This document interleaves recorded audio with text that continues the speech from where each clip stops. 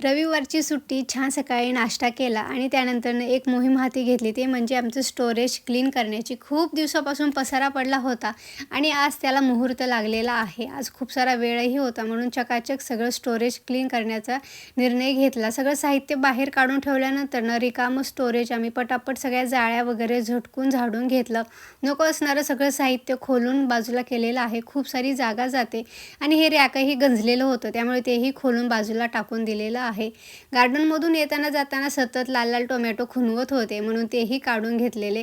दुपारी जेवताना श्रीमयीने सांबरमधील सगळा भोपळा साईडला काढून ठेवला होता आणि का काढलेला आहे साईडला म्हटल्यानंतर म्हटली डोळे झाकून खाते म्हणून तिने ते डोळे झाकून खाल्ला. सगळं काम झालं, चकाचक स्टोरेज आपलं क्लीन झाल्यानंतरनं भूक लागली म्हणून मस्त येथे मी चटपटीत भेळ बनवायला घेतली.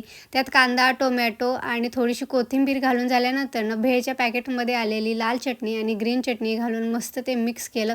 चटपटीत भेळचा आस्वाद घेतला आणि खूप दिवसापासून हे पॅकेट असंच पडून होतं म्हणून म्हटलं की स्वयंपाक होईपर्यंत पोटालाही आधार आणि आपल्या जिभेचेही चोचले पुरवावेत म्हणून चटपटीत भेळ खाऊन घेतली.